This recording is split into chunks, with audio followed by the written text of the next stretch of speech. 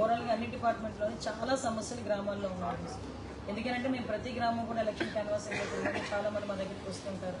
But విషయం ఏంటంటే ఎంతవరకు మన పాసిబిలిటీ ఉంటుంది, చాలా హౌసింగ్ డిపార్ట్మెంట్లో కానీ చాలా ఇష్యూస్ గ్రామ లెవెల్లో ఉన్నాయి. ఆ గ్రామ లెవెల్లో ఉన్న ప్రతి ఇష్యూని కూడా రిజాల్వ్ చేయాల్సిన అవసరం అఫీషియల్స్ అందరి మీద ఉంది. మొత్తం కలెక్టర్ గారి దగ్గర నుంచి అందరూ కూడా ఇనిషియేషన్ తీసుకొని యాజ్ వెల్ యాజ్ పాసిబుల్ దాన్ని కూడా మనం స్టిమ్యులేట్ చేయాలి.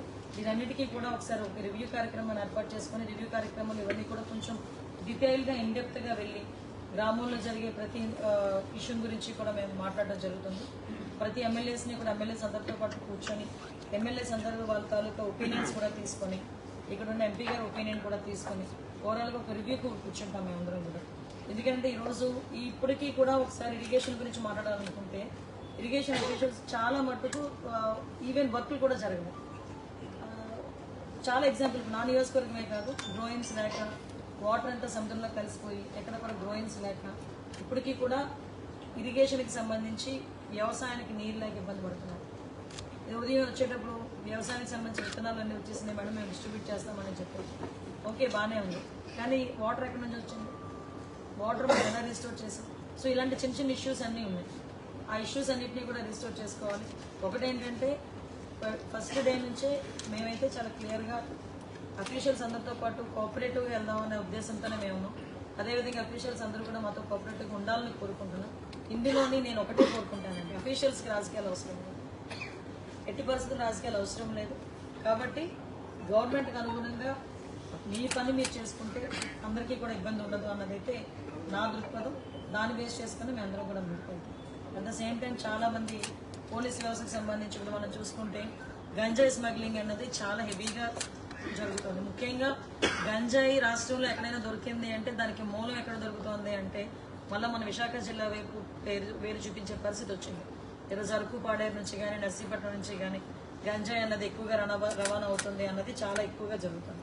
సో దాని మీద మేజర్గా రేపు పొద్దున్న మేము బాధ్యతలు తీసుకున్న తర్వాత కూడా ఎస్పీ గారి దగ్గర నుంచి ఐజీలతో డిఐజీలతో అందరితో కూడా కూర్చొని దాని మీద ఒక స్పెషల్ డ్రైవ్ కూడా ఏర్పాటు చేసుకుని వాళ్ళకి ఒక టాస్క్ ఇచ్చి దాన్ని కూడా కంట్రోల్ చేసే పరిస్థితి తీసుకురావాలని మేము అనుకుంటున్నాం. అన్ని స్టిమ్యులేట్ అవుతాయి. కాకపోతే నేను ఒకటే కోరుకుంటున్నా, కొంత టైం ఇవ్వండి, బ్రీతింగ్ స్పేస్ ఇవ్వండి. అన్నీ కూడా ఒక 15 days to 1 month అన్నీ కూడా స్ట్రీమ్లైన్లోకి వస్తాయి డెఫినెట్గా. డిపార్ట్మెంట్ వాళ్ళు కూడా అందరూ కూడా సహకరించాలి. ఒకటి మాత్రం చెప్తున్నానండి, మళ్ళీ చెప్తున్నా, ఇంతకు ముందులాగా ఎవరో ఫోన్ చేస్తే కేసు పెట్టమండి, ఎవరో ఫోన్ చేస్తే కౌంటర్ కేసు పెట్టమండి, ఇవన్నీ వద్దు. చూద్దాం, అన్నీ కూడా స్టిమ్యులేట్ చేసుకొని ఒకటి జాగ్రత్తగా చేసుకుందాం. దానికి పత్రికా విలేకరులుగా మీరు కానీ ఎవరైనా అందరూ కూడా సహకరించండి. మీకు కూడా ఒకటి చెప్తున్నా, ఎక్కడో ఏదో సోషల్ మీడియాలో 1,00,000 రాస్తుంటాడు. నేను సీఎం రమేష్ గారు కూడా అదే చెప్పారు, 1,00,000 రాస్తుంటారు సోషల్ మీడియాలో. అవన్నీ నిజం అనుకుని మేము మాత్రం పేపర్లో అయిపోయింది. ఒక్కసారి మమ్మల్ని ఒకసారి చెక్ చేసుకోండి, రీచెక్ చేసుకోండి ఒకసారి. ఎందుకంటే మళ్ళీ ఇంకొకటి కూడా చెప్తున్నానండి, పోలీస్ డిపార్ట్మెంట్ వాళ్ళకి కూడా ఈ సోషల్ మీడియాకి సంబంధించి ఇష్యూస్ని ఎలా టేకప్ చేయాలి అంటే సోషల్ మీడియాలో కొంచెం అబ్యూజింగ్ వర్డ్స్తో చాలామంది పెడుతూ ఉంటారు, వాటి మీద కూడా ఎలా చేయాలన్నది నేను తర్వాత రివ్యూస్ అన్ని మాట్లాడుకున్న తర్వాత మీకు ఒకసారి డిస్కస్ చేస్తాను. మేడం, మహిళలకు సంబంధించి ఎలాంటి ఉత్తరాంధ్రకు సంబంధించి ఎలాంటి చర్యలు తీసుకోబోతున్నారు మహిళలకు వచ్చినటువంటి చట్టాల మీద? యాక్చువల్గా దిశ చట్టం అని చెప్పారు. ఆ దిశ చట్టం అసలు చట్టమే లేదన్న సంగతి లాస్ట్ డీజీపీ కూడా మనకు చెప్పడం జరిగింది. హోమ్ మినిస్టర్ కూడా లాస్ట్లో ఒప్పుకున్నారు, ఆవిడ కూడా ఒప్పుకున్నారు. దిశ అన్నది చట్టబద్ధత కల్పించలేదు అని. నేను మొన్న రీసెంట్గా నేను ఎంక్వైరీ చేసుకుంటే అది కూడా పార్లమెంట్ లెవెల్లో ఉండి అది బ్యాక్ వచ్చేసింది ఢిల్లీ లెవెల్ నుంచి అని చెప్పారు. దాన్ని ఏ విధంగా చేయొచ్చా చేయకూడదు, అందులో అంటే 5 సంవత్సరాలు అది చేయడం అవ్వలేదు అనుకుంటే దాని టెక్నికల్గా ఎక్కడో ఒక ఇష్యూ ఉండే ఉంటుంది.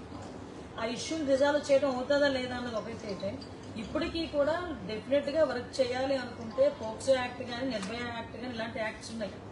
అంతకన్నా దిశ యాక్ట్ కన్నా ఇంకా పవర్ఫుల్ యాక్ట్ నిర్భయ యాక్ట్ నాకు తెలిసి అలాంటివి కూడా ఉన్నాయి. భయం ఒకటి మాత్రం చాలా క్లారిటీగా క్లియర్గా చెప్తున్నామండి, రాబోయే కాలంలో మహిళల మీద అఘాయిత్యాలు చేయాలన్నా మహిళల మీద తప్పుగా చూడాలన్నా కూడా భయపడే సిచ్యువేషన్స్ క్రియేట్ చేయడానికి డిపార్ట్మెంట్ వాళ్ళు కూడా మాకు సహకరించాలి. డిపార్ట్మెంట్ వాళ్ళతో పాటు ప్రజలు కూడా సహకరించాలి. ఎందుకంటే ఎవడో ఏదో చేస్తాడు మళ్ళీ మా దగ్గరికి వచ్చి రికమెండ్ చేస్తారు. సో అలాంటి సిచ్యువేషన్స్ రాకుండా ప్రజలు సహకరించాలి, డిపార్ట్మెంట్ సహకరించాలి. డెఫినెట్గా మహిళల భద్రత విషయంలో పెద్దపీట వేస్తుంది. ఒకటి మాత్రం క్లియర్ గా చెప్పగలను, చంద్రబాబు నాయుడు గారు సీఎంగా ఉన్నారు అంటేనే ఆటోమేటిక్ గా లా అండ్ ఆర్డర్ చేతిలోకి వచ్చినట్టే. క్రైమ్ కూడా తగ్గిద్ది. నేనైతే గంటాబద్ధంగా చెప్పగలను. వీలైతే ఛాలెంజ్ అనుకోండి, మళ్ళా క్రైమ్ రిపోర్ట్ ఇప్పుడు నేషనల్ క్రైమ్ రిపోర్ట్ ఇప్పుడు ఎంతవరకు ఉందో దానికి ఇంకా తగ్గుతుందే తప్పించి ఎట్టి పరిస్థితులు ఉంటుంది చంద్రబాబు నాయుడు గారు. లాస్ట్ టైం చూసుకుంటే క్రైమ్ రిపోర్ట్స్ మేము అందరూ నేషనల్ క్రైమ్ రిపోర్ట్స్ చూసుకున్నా కూడా మహిళలు మిస్సింగ్ కేసు. నాకు మొన్న నేను ఇంకా జస్ట్ ప్రమాణ స్వీకారం చేసి నాకు అలాట్ చేశారు అంతే, హోమ్ డిపార్ట్మెంట్ అలాట్ చేశారు. చాలా ఫోన్లు వచ్చినాయి నాకు, మెసేజ్లు. నిజంగా నేను ఆ వాట్సాప్ చూస్తే కనుక ఒకసారి కూర్చొని మొత్తం చూడాలి. బేసికల్గా ఒక అతను యుఎస్ లో ఉంటాడు, వాళ్ళ అమ్మాయి తప్పిపోయింది వైజాగ్ లో, కేసు పెట్టాము, ఈ రోజు వరకు కేసు మాకు ఫైల్ చేయలేదు అని చెప్పారు. అంటే మే 14th సంథింగ్ ఎప్పుడు అమ్మాయి మిస్ అయిందని చెప్పి డేట్ కూడా చెప్పారు. అంటే అలాంటి కేసులు అతను ఒక మాట అన్నాడు నాతో, మా అమ్మాయి బతికిందో చనిపోయిందో మాకు తెలియదండి, కానీ మా అమ్మాయి పరిస్థితి వేరే అమ్మాయికి రాకూడదు, కొంచెం దాని మీద యాక్షన్ తీసుకోండి మేడం అని చెప్పి తను అక్కడ నుంచి నాకు ఫోన్ చేశారు. సో నేను ఒకసారి రేపు మళ్ళీ తర్వాత కూడా కేసు డీటెయిల్స్ కూడా ఇచ్చేవి, నేను డెఫినెట్ గా అక్కడ సిపి గారితో ఒకసారి మాట్లాడతాను. అంటే ఇలాంటి సిచ్యువేషన్స్ ఉన్నాయని చెప్పడానికి ఒక ఎగ్జాంపుల్ చెప్తాను.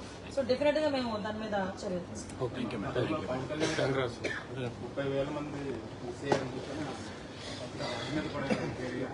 డెఫినెట్ గా ఉంటుందండి. ఎందుకంటే కొన్ని సందర్భాల్లో చాలా కేసులు ఈ రోజు వరకు కూడా మూతపడిపోయినాయి. అంటే పొలిటికల్ ప్రెషర్ అవనండి, వాట్ ఎవర్ ఇట్ మేబీ, చాలా కేసులు ఇప్పటి వరకు కూడా మూతపడిపోయినాయి. 30,000 మంది అంటే ఏదో వేగ్ గా చెప్పడం కాదండి. నేను నేషనల్ క్రైమ్ రిపోర్ట్ చదివిన తర్వాతనే నేను కూడా ఆ రోజు కూడా ప్రెస్ మీట్ పెట్టడం జరిగింది.